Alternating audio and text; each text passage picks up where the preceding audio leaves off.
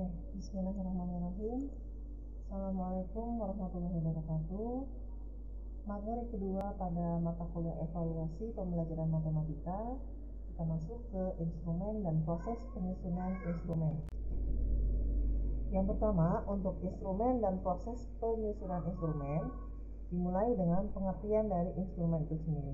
Instrumen merupakan alat bantu yang dipilih dan digunakan oleh peneliti dalam kegiatannya mengumpulkan data agar kegiatan tersebut menjadi sistematis dan dipermudah oleh jenis daripada instrumen. Yang pertama ada yang dinamakan sebagai tes. Tes sebagai instrumen pengumpulan data adalah serangkaian pertanyaan atau soal-soal yang digunakan untuk mengukur keterampilan, pengetahuan, intelijensi, kemampuan, atau bakat yang dimiliki oleh individu maupun kelompok.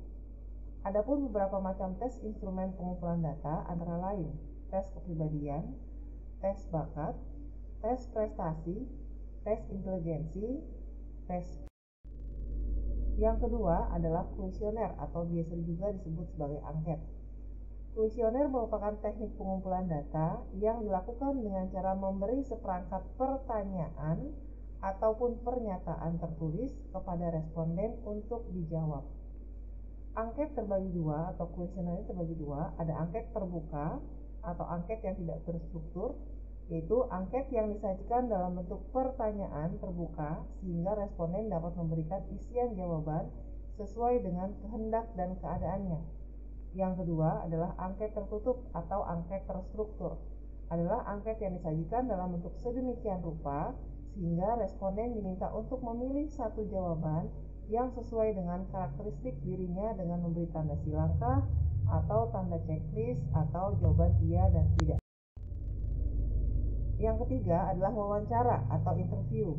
Wawancara adalah percakapan dengan maksud tertentu yang dilakukan oleh dua belah pihak, yaitu pewawancara dan yang diwawancarai. Berdasarkan sifat pertanyaannya, wawancara dapat dibedakan atas yang pertama, wawancara terstruktur, dan yang kedua wawancara tidak terstruktur, hampir sama dengan angket tadi ya. Yang pertama untuk wawancara terstruktur adalah teknik pengumpulan data dengan menggunakan daftar pertanyaan yang telah tersusun sehingga setiap responden diberikan pertanyaan yang sama. Sedangkan untuk wawancara tidak terstruktur adalah wawancara yang bebas di mana pengkaji atau peneliti tidak menggunakan pedoman wawancara yang telah tersusun secara sistematis dan lengkap untuk pengumpulan datanya, sehingga untuk pedoman wawancaranya ini hanya berupa garis-garis besar permasalahan yang akan ditanyakan kepada responden. Yang keempat adalah observasi atau pengamatan. Observasi adalah cara pengumpulan data dengan terjun dan melihat langsung ke lapangan terhadap objek yang diteliti. Ini menurut Sugiono pada tahun 2005. Dari segi proses pelaksanaan pengumpulan data itu sendiri, observasi dapat dibedakan menjadi observasi berperan serta, yaitu pengkaji program terlibat dengan kegiatan sehari-hari dalam program yang diamati, atau peneliti terlibat langsung dengan kegiatan yang akan diteliti, ataupun observasi non-partisipan, yaitu dalam observasi ini, peneliti hanya sebagai pengamat saja yang independen. Observasi ini dapat dilakukan oleh pamong belajar dari luar penyelenggara program kegiatan belajar. Yang kelima adalah dokumentasi. Studi dokumentasi disebut sebagai penelusuran literatur, yaitu cara pengumpulan data dengan menggunakan sebagian atau seluruh data yang telah ada atau laporan data dari peneliti yang sebelumnya. Jadi jika ada data lalu kita gunakan sebagai data kita nantinya di mana data tersebut sudah ada sebelumnya, makanya dinamakan sebagai data dokumentasi. Dokumentasi ditujukan untuk memperoleh data langsung dari tempat pengkaji program melakukan pengkajian, atau dokumentasi ditujukan untuk memperoleh data langsung dari tempat peneliti melakukan penelitian, misalkan data nilai raport, data nilai hasil ulangan, dan sebagainya. Untuk memudahkan kegiatan pengambilan data melalui dokumen, biasanya pengkaji program perlu membuat catatan ataupun checklist. Kira-kira dokumen-dokumen apa yang dibutuhkan, lalu jika sudah terpenuhi bisa di checklist atau bisa dibuat catatan kecil. Nah, untuk memudahkan kegiatan pengambilan data melalui dokumen, maka peneliti ataupun pengkaji program perlu membuat catatan ataupun checklist. Misalkan, dokumen perencanaan program kegiatan pelatihan otomotif. Desain pelatihannya apakah ada lengkap, ada sebagian atau tidak ada. Kurikulumnya apakah ada sebagian saja atau tidak ada. Standar kompetensi dan kompetensi dasarnya, ini KD ya, SK dan KD, apakah ada lengkap, apakah hanya sebagian ataupun tidak ada. Lalu jadwal pelaksanaan kegiatan di program kegiatan tersebut, apakah ada lengkap, apakah sebagian ataupun tidak. Nah, yang berikutnya, yang keenam, rating scale atau skala bertingkat. Rating scale adalah teknik pengumpulan data dengan memberikan pertanyaan-pertanyaan yang berisi skala sikap bertingkat yang harus dipilih dengan cara memberi tanda silang, checklist atau centang, ataupun melingkari pada jawaban yang sudah disediakan. Nah, adapun langkah-langkah penyusunan instrumen. Ini ada 5 langkah yang perlu diperhatikan dalam penyusunan instrumen penelitian. Yaitu yang pertama, mengidentifikasikan variabel-variabel yang akan diteliti. Kira-kira variabel apa yang kita akan teliti nanti, kita harus identifikasikan dengan jelas dulu. Lalu yang kedua, menjabarkan variabel menjadi indikator-indikator dari variabel tadi. Pecahkan menjadi indikator-indikator apa yang akan kita nilai atau apa yang akan kita capai. Lalu yang ketiga, menjabarkan indikator menjadi item-item. Dari indikator-indikator tadi, perkecil lagi menjadi item-item instrumen atau item-item soal. Lalu yang keempat, mendeskripsikan setiap butir item ke dalam jenis instrumen, apakah mau berupa angket, mau berupa soal, mau berupa tes, wawancara, dan sebagainya. Lalu yang kelima, merumuskan butir soal atau pertanyaan maupun pernyataan untuk setiap jenis instrumennya. Nah, yang berikutnya ada KKO atau kata kerja operasional. Nah, kata kerja operasional ini merupakan pengembangan indikator silabus dan RPP atau rencana program pembelajaran berdasarkan taksonomi Bloom dibagi dalam beberapa pencapaian kompetensi dasar atau KD. Kompetensi dasar yang ditandai oleh perubahan perilaku yang dapat diukur yang mencakup sikap, pengetahuan, dan keterampilan. Indikator dikembangkan sesuai dengan karakteristik peserta didik, mata pelajarannya, satuan pendidikan, potensi daerah, dan dirumuskan dalam kata kerja operasional yang terukur dan atau dapat diobservasi. Dalam tujuan pendidikan dibagi menjadi 3 domain, yaitu yang pertama, kognitif domain atau ranah kognitif. Dalam hal ini berisi perilaku-perilaku yang menekankan aspek intelektual seperti adanya pengetahuan, pengertian, dan keterampilan berpikir. Yang kedua, afektif domain atau ranah afektif.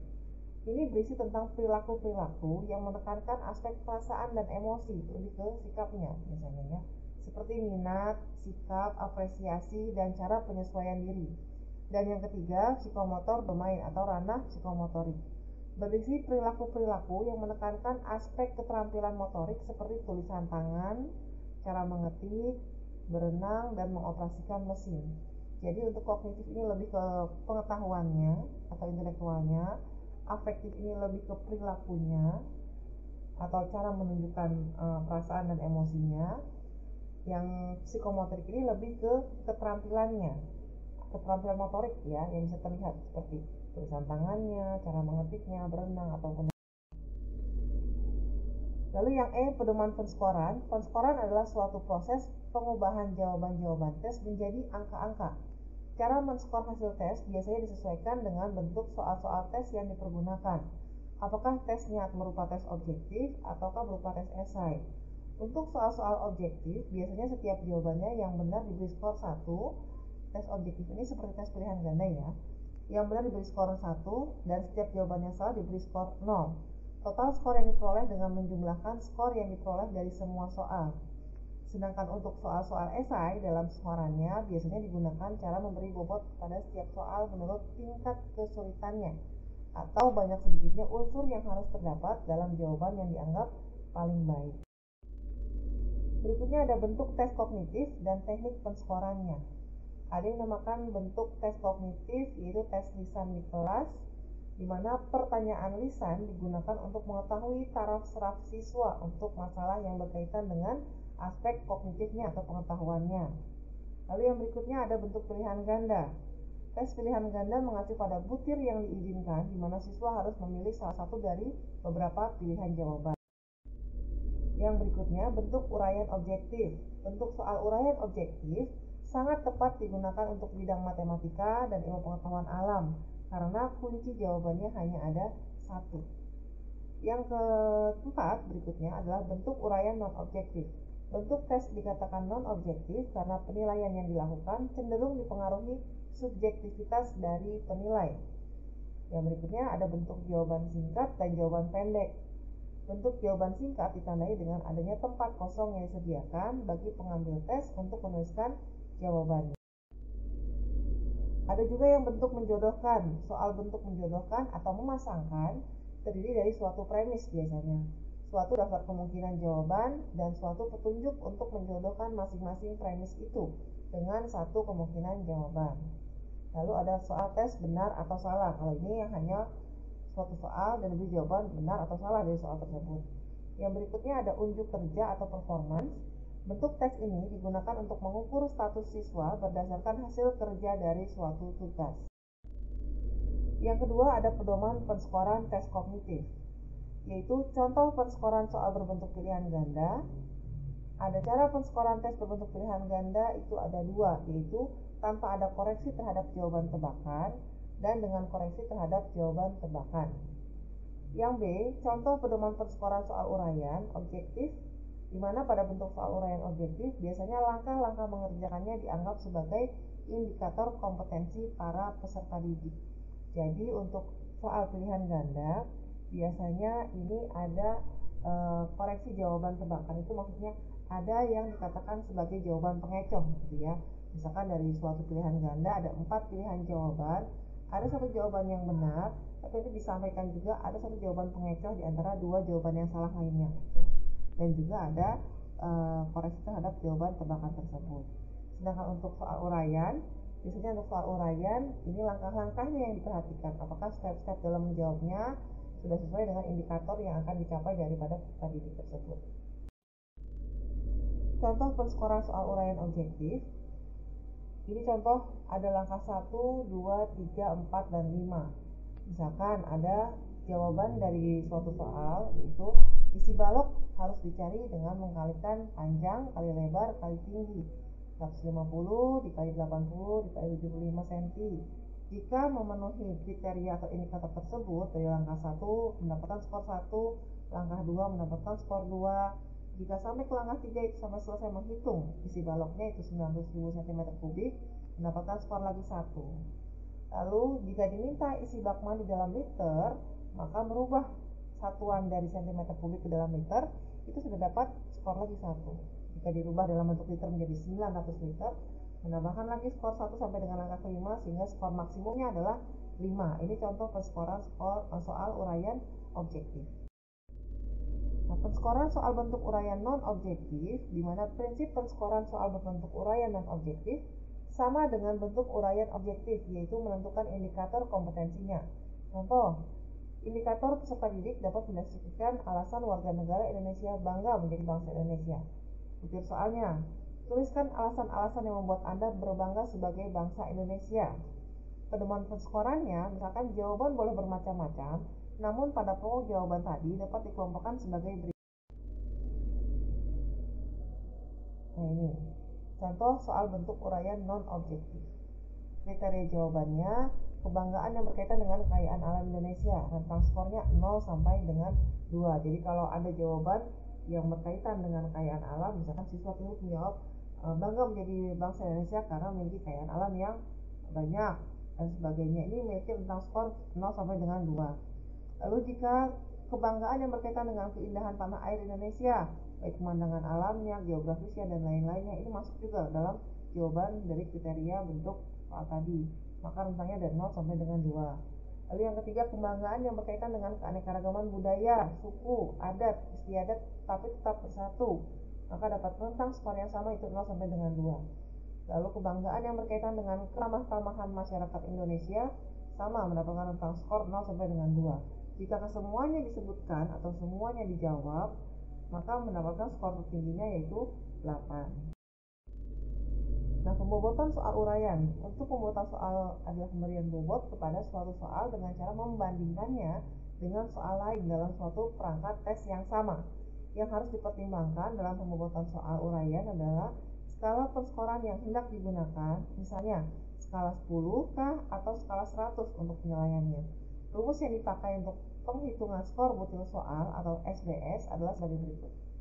SBS itu adalah skor butir soal. A itu adalah skor mentah yang diperoleh siswa untuk butir soal. B itu adalah skor mentah untuk maksimum soal. C bobot soalnya.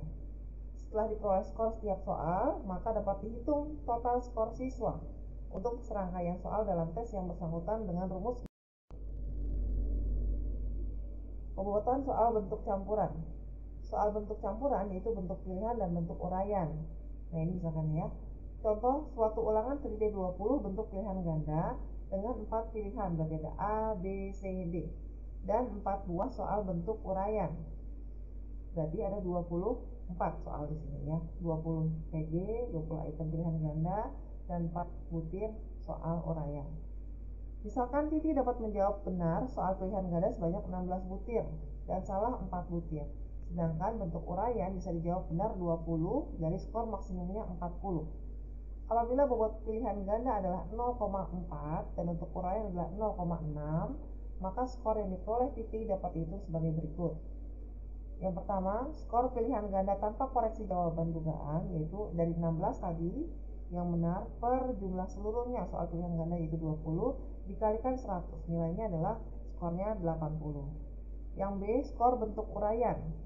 Dari skor yang diperoleh oleh Titi yaitu untuk soal uraian 20 dibagi dengan jumlah skor maksimum dari skor uraian tadi adalah 40 kalikan 100, maka skornya adalah 50. Skor akhir yang diperoleh oleh Titi adalah 0,4 karena untuk pilihan ganda 0,4 dikalikan 80 ditambah 0,6 dari skor bentuk uraian tadi dikalikan 50 adalah skor yang diperoleh Titi, maka totalnya adalah 62. 0,4 kalikan 80 ditambah 0,6 dikali 50. Nah, berikutnya adalah tugas mandiri yang akan diberikan di pertemuan kedua ini. Yang pertama, carilah referensi di jurnal karena kita akan berbicara mengenai soal-soal atau instrumen ya.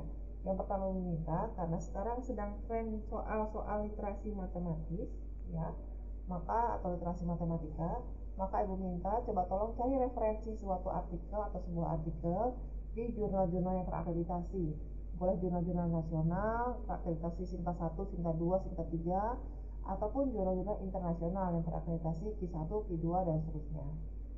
Nah, artikelnya seperti apa? Ini artikel yang mengenai soal-soal literasi matematika dengan model PISA. Ya, PISA itu apa sih? PISA itu adalah Program for International Student Assessment. Jadi, Menteri Pendidikan sekarang ini lebih memfokuskan bahwa soal-soal yang diberikan kepada siswa itu adalah soal-soal yang berbentuk literasi matematika. Soal-soal seperti apa sih literasi matematika? Itu adalah soal-soal yang biasanya berhubungan dengan kegiatan atau kehidupan kita sehari-hari. Jadi lebih ke realistik matematik.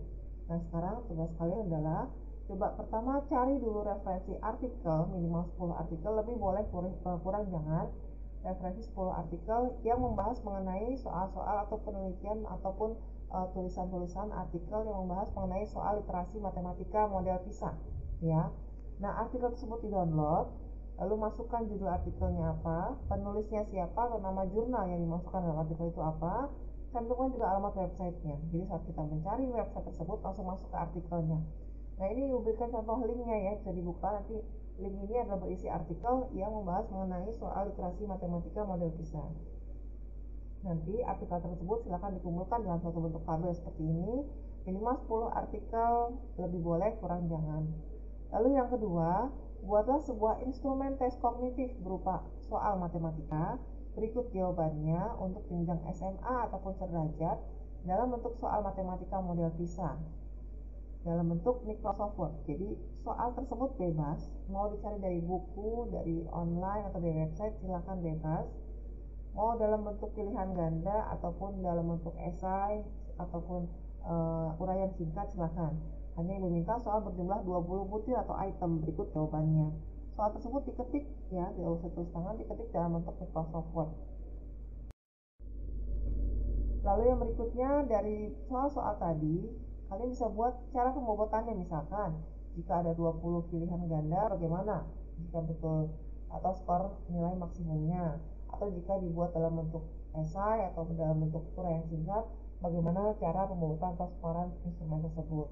Lalu yang kelima, tugas dikerjakan secara mandiri dan tidak diperkenankan membuat soal yang sama di antara mahasiswa.